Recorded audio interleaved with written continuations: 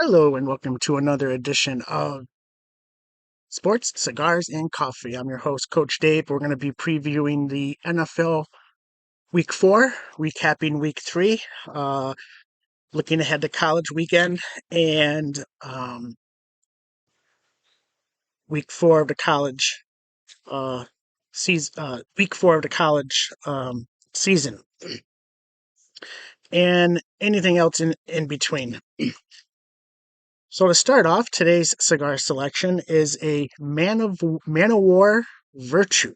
This is a very mellow, creamy um, cigar, and it's very light on the wallet. So if you don't want to spend a lot of money, Man of War Virtue. It's got a Connecticut wrapper, which again, Connecticut wrappers are my favorite wrappers. And so if you're looking to relax, have a nice, smooth, creamy cigar, this is the one for you.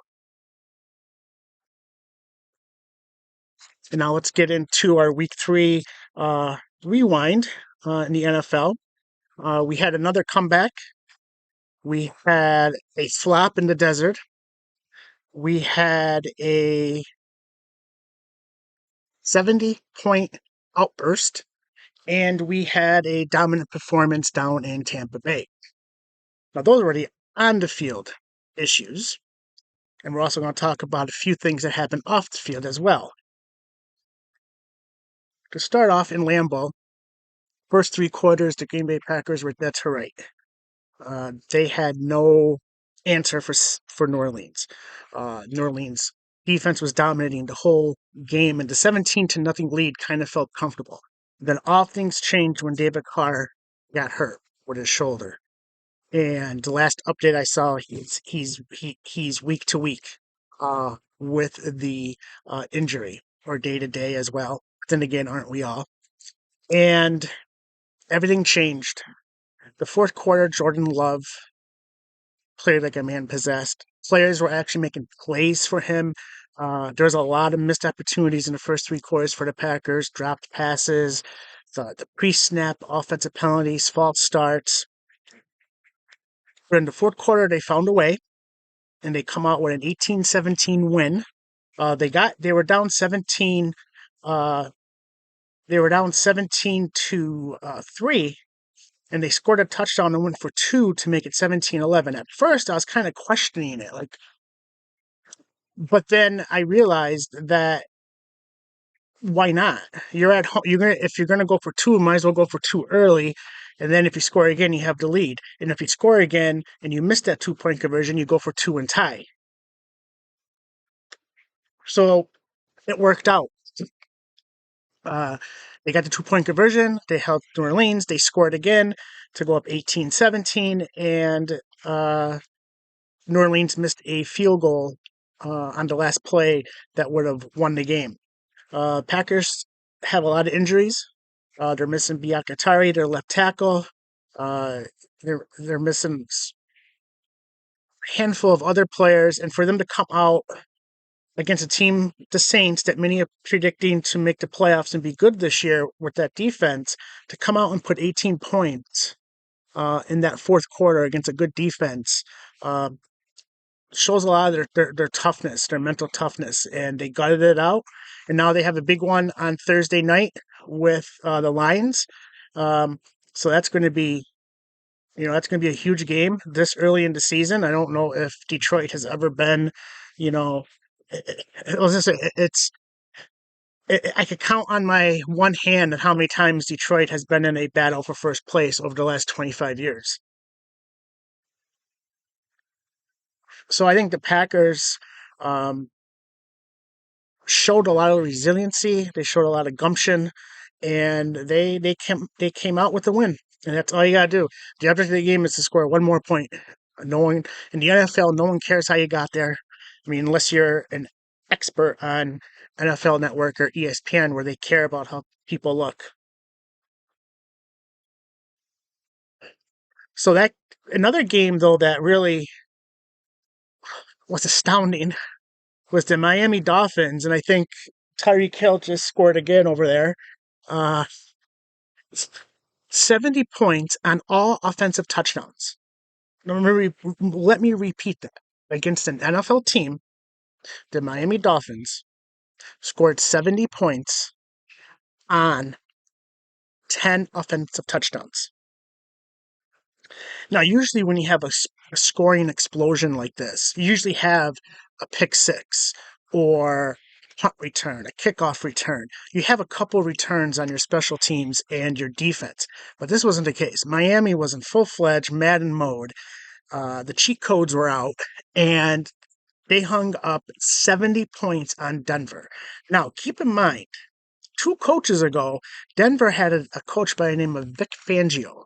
Now, the Denver teams were okay under Vic. He always had a top 10 defense. They were always in within one score of every game. And it always seemed like it was such bad luck that they lost on a last second field goal, or they missed a field goal, or they were held on downs on fourth and goal. And for whatever reason, John Elway wouldn't give him a quarterback. For whatever reason, he wouldn't give him a quarterback.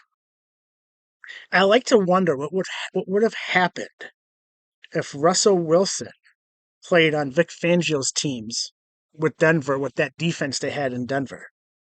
I think Russell Wilson would be a little better, and I think the Broncos would have a winning record. What do you think? They hired Nathaniel Hackett, who was in over his head, and now they have Sean Payton, who I am not a huge fan of Sean Payton. I have him pegged as I invented football kind of a guy. I'm going to whine until the rules are changed, like he did. It seems like every off season he was whining about calls when he was a Saints head coach. So it's going to be interesting. Like, what do you do? Like, do you not watch that film? Like, do you go in Monday morning and just start fresh, preparing for the Bears? Do you just tell the guys, forget it, wash your system? Like, what is there to correct? What is there to learn? Right? You correct one thing and you lose 63-20. So, for me personally, I would just tell the guys, forget it, and let's just get ready for the Bears. But man, 70 points in an NFL game in 2023. That's crazy to think about. Now, is Miami for real? Miami's 3-0. Their offense is explosive. Uh, they have a pretty decent defense. You know, I wouldn't say it's in the top tier like the 49ers or Cowboys or Eagles or Steelers in that higher echelons. But I think they're okay. I think they're adequate to win games. Uh, but man, it's going to be fun to see Miami. And then they have the Bills this week, so that's going to be a fun game. And the end of October, Miami goes to Philly on a Sunday night game, so that should be interesting as well. Uh, Arizona beat the Dallas Cowboys, and they didn't just beat them; they physically dominated them. They ran the ball all over Dallas. They stopped Dallas's offense. Jonathan Gannon finally held a second half double digit lead. And if Arizona scored touchdowns rather than field goals, they probably would have had 40 points. And especially coming off the first 2 games that the Cowboys played, uh, where they just dominated the Giants and the Jets, this was a shock. Like, to me, this is like, to me, this is like, uh, Arkansas going into Alabama and beating Alabama. To me, it was a shock. I thought the Cowboys would take care of business. I thought the Cowboys would. Were they looking ahead to New England? Possibly. Because, that's going to be a tough game. They did not take Arizona serious. They did not take Jonathan Gannon serious. Uh, Possibly. The Cowboys are too good to lose to a team like Arizona. And I get it. Losses like this are going to happen in a year. It's going to happen. But Dallas losing to Arizona was such a huge, especially the way they lost. It wasn't like it was a back and forth game, with crazy things happening. Arizona shoved it down their throats. Arizona rode James Conner and said, "Hey, we're coming at you." And then they used the play action with Dobbs, to get Ertz involved, and it was and more the wide receiver running back from Purdue. They used a lot of um, motion to confuse, to set off Micah Parsons. They ran at Micah Parsons. I'm going to say the only way you beat Micah Parsons is you run right at him. You let him make a decision, especially with read options. Do I take the quarterback or do I take the running back? But man, they shoved it down their throats pretty good. Now it's one game. It doesn't matter. It doesn't mean anything. I'm not one of those guys who's like, oh, Arizona did this. It doesn't mean anything. They could come out on Sunday and totally dominate the Patriots and win huge. But yeah, that was a surprising outcome for me. I was expecting Dallas, to win that game comfortably by double digits. But that's why any given Sunday you play the games. The Steelers hold off the Raiders in a Raiders bid for a comeback. Um, the only thing I need to question is Josh McDaniels down 23-15. Now there was about 3 minutes left, I think. Was down in the red zone. He kicked a field goal to make it 23-18. Didn't try to go for it. Didn't try to score a touchdown. In my opinion, I would try to score a touchdown. You still have 3 minutes left. You still had two timeouts. And if you miss it, you hold them, you get the ball back right around the 2 minute warning or under the 2 minute warning. If you score, you make the two, the game's tied. Now the ball's in Pittsburgh's court to do something. If you make the touchdown and you miss the two, you still have your two timeouts plus the 2 minute warning, and you can still kick it deep and stop them. I think Josh McDaniels is that decision to kick the field goal. I don't know if that was the right call. What would you have done? Would you have kicked it? Would you have I would have gone for it. I mean, to me, the only answer was to go for it. There is no justification to kick a field goal. But the Steelers, they have a tough defense. Pickett just makes enough plays. I would like to see them open them up more a little bit, roll them out of the pocket.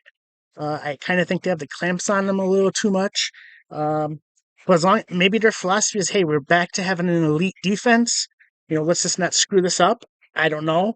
And then in the third quarter, Micah Fitzpatrick got hit with a ridiculous roughing the passer. I don't know what you want these guys to do.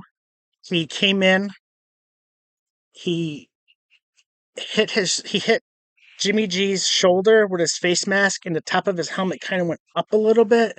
Jimmy G kind of turned and ducked a little bit while Micah was already committed to make the tackle. I'm not sure what you want these defenders to do when they're already committed, and the hit would have been legal from their commitment time. But some of these roughing the passer calls are just ridiculous. And I've seen some people, especially some unnamed NFL coaches and front office people, they want to start having roughing the passers be reviewed like they do in college for certain targeting penalties. So I don't know. I understand they want to protect the passer, the quarterbacks, because they're the money people. They're the ones that people want to come see. They're the ones, the face of the franchise. But do they over protect them? Are the referees told when in doubt throw the penalty? Is that the rule? I don't know. I'd like to see something in the middle where we still keep football involved in play. Because sometimes hits are hard. Sometimes the offensive player gets hurt, and it's not always a penalty. It's not. It could be it could be the most legal hit out there, but the ball carrier could still get hurt. Yeah, I think there needs to be more. I think there needs to be more thought on the uh, quarterback roughing the passers. And I apologize. My dogs are barking, so if you hear them, I do apologize. Another topic that seems to always uh, that's always out there is the tush push. We saw on Monday night after the Eagles' dominating win against Tampa Bay, in which they just obliterated Tampa Bay. It was 25-11. The Eagles could have scored 50 points if they wanted to. They just kept it basic and vanilla, and once they got the lead comfortably, they just kept it vanilla in the second half. In fact, they had like three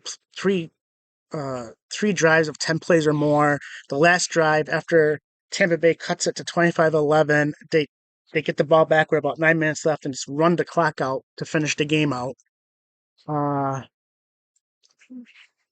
Jalen Carter, thank you, NFL, for allowing him to fall to the Eagles. As an Eagles fan, I'm ecstatic. Thank you for the Bears for making the trade so we can get Jalen Carter. He's a man among boys. He was all over the field. On the defensive end, on a defensive field, when Tampa Bay's offense and the Eagles' defense were on the field together, Jalen Carter was the best player on the field. And it's helping Fletcher Cox because now Fletcher Cox has more quarterback pressures. It's leaving the ends one-on-one. And you saw on the safety when Zach Cunningham, it was Cunningham or Morrow, excuse me, tackled the running back for Tampa Bay like 3 yards deep in the end zone. That's because they had two linemen and a wide receiver trying to block, or a tight end, H-back, trying to block Jalen Carter, and it just freed up the linebacker. No one picked up the linebacker, and he filled the hole and got the safety. But the topic is the tush push. Now, for me personally, I believe that it's a quarterback sneak, and the Eagles have perfected it. It's no different than what Tom Brady was doing when Tom Brady was younger in the 2000s and the early 2010s. He did the same thing. He'll get the quarterback sneak, and he'll get the running backs or Gronk coming up and pushing him for the first down or touchdown. No one lost their minds when they were doing it. In fact, the New York Times did an article, "The Patriots' Unstoppable Play," and it was a quarterback sneak of Tom Brady being pushed from behind by the running backs. No one lost their minds when they were doing it. But now that the Eagles have actually took it up a notch, Jeff Stoutland, the offensive line coach for the Eagles, believes for the quarterback sneak, the offensive linemen have to get as low as possible for the sneak to be successful, as low can be. And we have Jason Kelce, first ballot Hall of Famer. You have two tackles. One actually played rugby, and you have Lane Johnson is a future Hall of Famer. Jason Kelce, future Hall of Famer. And you have a quarterback that could squat like 800 pounds. I don't even know if the running backs need to push him. How many times would that play be successful if we go back and look at the 98% or 95% success rate? What the success rate is if we took the running backs or tight ends coming in motion out of the picture. If the NFL decides to get rid of it, if the NFL decides that this play is banned, then you have to ban all pushing. You have to ban all pushing. That includes when it's 3rd and 4, and we have a short pass to a running back, and he's a yard short of the first down, and then you have the offensive lineman coming, pushing the pile 2 yards for a first down. Gotta get rid of that. Gotta get rid of defensive backs pushing wide receivers out of bounds to cause an incomplete pass. Gotta get rid of that push. You can't, if you're gonna get rid of the tush push, so to speak, you gotta get rid of all pushing. To me, I think it's simple. If you don't want them to do it, don't let it get to 3rd and 1 or 4th and 1. And if they do it, do your own tush push to stop it. Why not bring in your offensive linemen to be down linemen and have the linebackers pushing the offensive linemen who are now defensive linemen? But it's interesting, though, that when the Patriots were doing it, no one batted an eye. But now Jalen Hurts is doing it with the Philadelphia Eagles, and they perfected it, and it's pretty much unstoppable. Everyone is batshit crazy about it. In fact, so bad that a person from Barstool went virtual some tool wearing a Tampa Bay jersey, wished injury on Jalen Hurts. Didn't say, hit the quarterback hard. He physically wished injury on another player. You got Peter King talking out about it. And you got the dope Chris Sims, who, don't even get me started on him. I don't have enough time to talk about that idiot. But Chris Sims was saying that he would kill the quarterback, meaning take his head off, go head hunting, make him. I have a feeling with the Eagles' offensive line and Jalen Hurts, they make it hard to go head hunting the way they perfected the play. Because Jalen Hurts protects himself, offensive line gets off the ball, they keep the defenders away from Jalen Hurts. And you see, the Eagles did it on Monday night. They tried to run a pass off of it, but the right guard tripped Jalen Hurts. They couldn't get the pass off. During the year, you're going to see a quick pitch. You're going to see a pop pass. You're going to see a rollout. Maybe with a receiver, a running back coming in motion, they do like a jet sweep off of it. So I'd be disappointed if they got rid of it, but I think it's coming because of all the people now that are mad that it's being done 20 years, 15 years, 10 years later from Tom Brady doing it. The Golden Boy was fine when he was doing it, but now that Jalen Hurts and the Eagles are doing it, like I said, everybody's going batshit crazy. And the last off the field item, which really blew up the internet, was the Taylor Swift being at Kansas City Chicago Bears game in the suite with Travis Kelce's mom. The internet just melted down. Everybody just went nuts. In fact, Travis Kelce's jersey sales are up 400%. The viewership of women 18 to 49 went up like 30% on Sunday. And the everybody's just losing their mind. Well, I watch New Heights. I listen and watch New Heights. I kind of figured this has been going on for a while. Like Sunday wasn't like their first date. I think when you read the tea leaves behind Jason and Travis's conversations about their private life, I kind of got the hunch this has been going on since the summer. And reports are she is going to be in New York on Sunday, because I believe the game's in New York against the Jets. So the New York people will be losing their mind. So it's interesting to see a person like Travis Kelce, who seems to be just like a loose cannon, with Taylor Swift, who is private behind. She's private. She keeps things close to the vest, and you got Travis Kelce out there who's, I don't know, he's a loose cannon, like I said. So it's going to be interesting to see how that plays out. Um, so those were the off the field issues. And then let's review the picks from last week. I had the Rams over the Bengals 24-23, but the Bengals won 19-16. I had the Chargers 31-28 over the Vikings, and the Chargers won 28-24 in the most Charger game ever. They go for it on fourth down from like their own 17, and then Kirk Cousins throws an interception in the end zone with about 10 seconds left. Uh, the hurry up offense of Minnesota wasn't really a hurry up offense. They were just standing there. They didn't spike it. So the Chargers won in the most Charger way. Like I said before, the LA Chargers head coach, Coach Staley, is a buffoon. That when the team wins, they win in spite of him, with some of the decisions that he makes. In the Saints-Packers game, I had the Packers 27-23.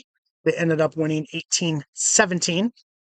And in the Patriots-Jets game, I predicted a hard defensive game, 17-12. Patriots win, and the Patriots won 15-10.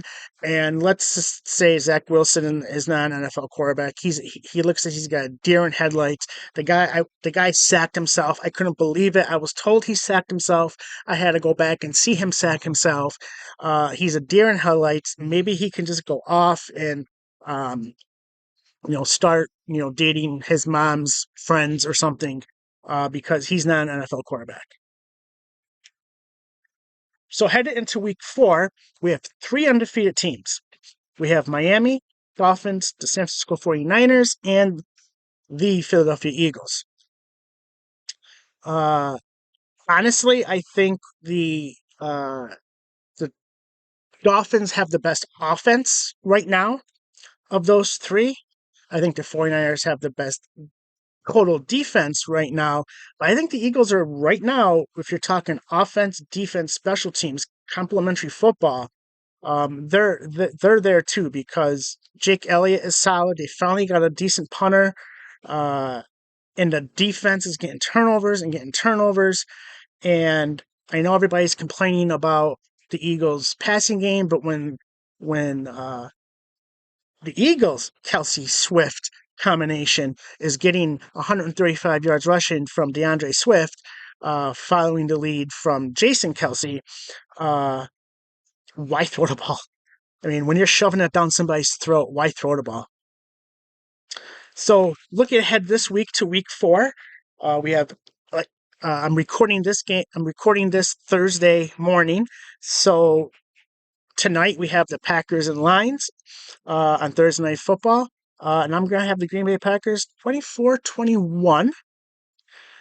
We got the Cowboys hosting the Patriots. I like the Cowboys 21-13. I know Belichick will have something planned on how to take care of Michael Parsons, and he's getting criticized because he said that Michael Parsons is not in LT's league yet, and he's right.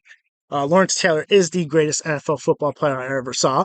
Lawrence Taylor changed the game. He tilted the field.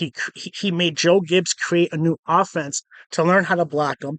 LT put a premium on the left tackle, so every left tackle that signs a huge deal should thank Lawrence Taylor. Now, Michael Parsons has the similarities athletically, where he can just take a game over, but he's not there yet. So, but right now, LT is not just the greatest defensive player of all time. He's the single greatest player in NFL history that I saw in my lifetime. I know people are going to say Tom Brady, Jerry Rice, Jim Brown. I didn't see Jim Brown, so I cannot comment on Jim Brown. For mine, it's LT, and it's a long way before we get to number 2 on who the greatest player in NFL history. And as an Eagles fan, he tormented the Eagles. He tormented Ron Jaworski. I saw it twice a year. I saw it every Sunday when they were on TV and with my dad, when we were getting the New York channel, before, the CBS from New York, before, satellite and streaming. So I like the Cowboys 21-13. Who's your greatest NFL player that you've seen? Comment below on your greatest. Comment below if the Tush Push should be banned.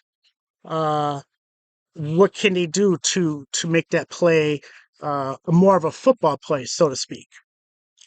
Then we got the Bills hosting the Dolphins. I like Miami 31-26. Josh Allen is a walking turnover, and I don't think he can keep up with Tua and Tyreek Hill. And I think Mike McDaniels is the real deal as a coach. And then we have the Broncos and Bears. Winner of this game might lose the number 1 pick, because the Bears are a mess. They don't know how to coach Justin Fields. The Broncos are a mess. Russell Wilson's not playing half decent, but their defense is pathetic. So I'm going to pick the Bears 4-2. I think the Bears are going to win this game 4-2. And it's not because the defense is so dominant. It's just because we have 2 offenses that are so inept that they're not even score points. 4-2 is going to be my prediction for this game. The loser is actually the winner because they have the inside track for their number 1 pick. because I couldn't believe Denver was that bad. I knew they were. I knew they were okay. I knew they weren't going to be great, but I didn't think they were that bad after watching last week. Um, so those are my predictions for the NFL. So put your predictions down before tonight. Well, by the time I get this uploaded, the game may have already started. But put your predictions down for the Sunday games. Who do you like? Who are you looking for this weekend? I'm kind of hoping the Eagles playing the Redskins, playing the Commanders. Kind of put a whole offensive game together. They're still a little they're still a little stagnant, but you know what? That's the beauty of the NFL because it's not popularity contest. It's not like college where you're looking for voters to think you're good based on scores. This weekend in college football, we had some big matchups. We had two really good games: Ohio State, Notre Dame, and Florida State and Clemson. Uh, Ohio State scored on the last play of the game, in which Notre Dame had 10 guys on the field. It was a hard fought defensive game. Notre Dame was leading 14-10. They get the ball back with a chance to run the clock out, and the time management was not good by Notre Dame. So they had a punt. They let Ohio State drive down the field. They drop an interception, and on the last play of the game, there's 1 second or 2 seconds left. Ohio State scores a touchdown on a handoff, and the player that they were missing was a defensive tackle. Would that have made a difference? I don't know, but you can't have that. If you're the number 9 or 8 team, wherever they were, you can't have 10 guys on the field playing against Ohio State at home, nonetheless. So Notre Dame, are they out of the playoff picture without being a chance with a conference? Especially when you have Michigan, Penn State, and Ohio State battling. Like two of those teams may have one loss. So will they take a one-loss Penn State or Ohio State team if Michigan, Penn State, and Ohio State all beat each other and they all end up with one loss? Uh, I don't know. I think Notre Dame, I think they're going to have to join a conference because when they have these situations where they have one loss and they don't have a chance of a conference championship game to win that championship, uh, I think they're going to have to join a conference sooner or later, honestly. Then Florida State beat Clemson in overtime 31-24. Again, Uh, Clemson kind of butchered the end of the game with their time management and the overtime. They had like a second and one or third and one, and they throw like a behind the line of scrimmage screen pass that lost like 4 yards. And then they ended up not scoring to secure Florida State's 31-24 win. Um, Florida State looks like they're the real deal. It looks like they're back. It looks like that they are uh, going to be there all year, especially in the ACC, which isn't the best conference this year. We had Colorado getting whipped by Oregon. Oregon took them behind the woodshed and whipped them 42 to 6. It wasn't even that close. Uh, Oregon coach Dan Lanning won the game with his pregame speech when he said they're looking for clicks, we're looking for wins. The Cinderella story's over. The game's not played in Hollywood; it's played on the grass and the field. Uh, Colorado, I think, needs to tone it down a little bit because before the game they were spitting and rubbing the O on the field at Oregon. Uh, Sanders, the quarterback, was talking, not just talking like smack. I mean, he was talking legitimate smack. He was challenging players. He was pointing other players out from Oregon. It was just a recipe for a blowout. Is Dan Sanders doing? Yeah, they won one game last year, and now they've won what, three this year. So he's already done his job. You know, they're shorthanded still. He's going to get his guys there next year, whether it be through free agency or recruiting. But I found it astounding on how many people were mad and offended by Dan Lanning's speech. I thought the speech was great. And if you haven't seen it, go to YouTube or Google Dan Lanning's pregame speech. I was ready to run through a wall when I heard it. That's his job. His job is to get his team ready to play a football game. Uh, and he knows his players. He knows how to reach his players. He just happened to have some recruits in there as well, and they recorded it. Now, maybe I would have held off until after the game to release the recording, but they released it as soon as it happened, and even while the game was going on, people were talking about it. I thought the speech was great. I think Dan Lanning knew what he was dealing with Colorado. He knows that they're going to be coming with a lot of pomp and circumstance, so to speak. They're be coming with bells and whistles. So he knew. He told his boys, "Look, we're going to win this game. The game's won here on the field, not in Hollywood."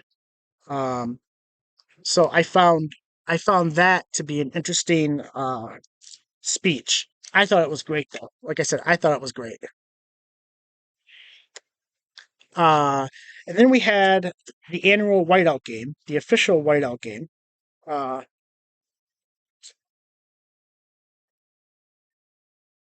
which is the greatest show in college football, the Penn State whiteout at night. There's nothing like it. I need to get to one. I always say I want to get to one.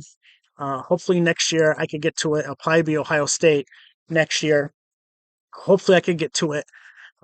It is a scene like that I haven't seen in college football.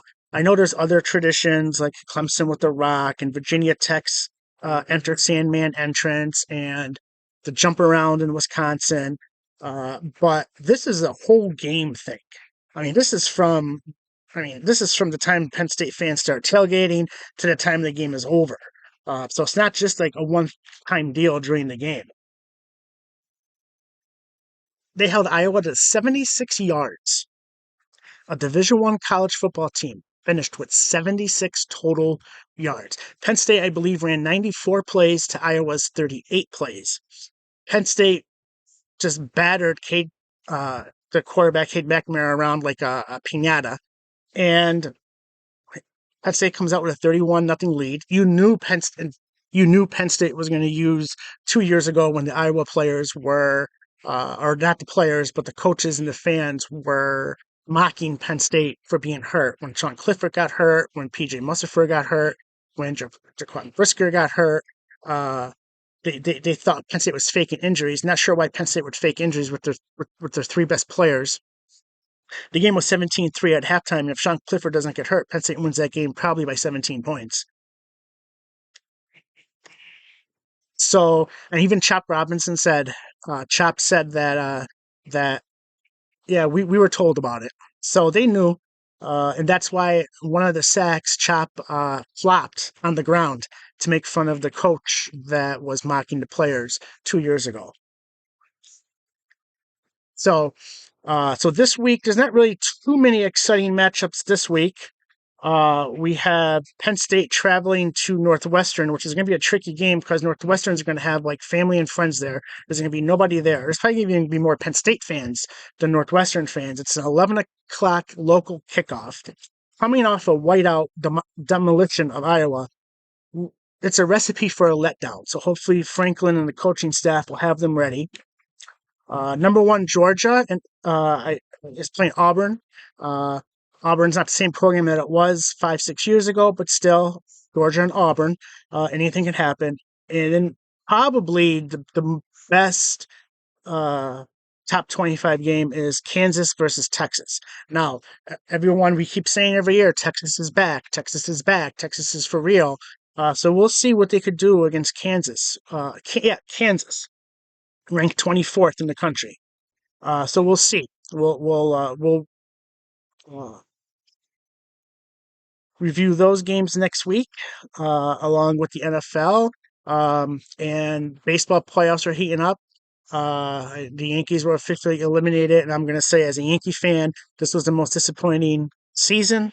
This is the most disappointing that I have felt since 1994 when the strike canceled the season, when the Yankees, I think, were on pace for like 102 wins or 103 wins, and they had the best record in the American League, and the Expos had the best record. Montreal Expos had the best record in baseball, and those two teams were on a collision course for the World Series because they just dominated the whole year.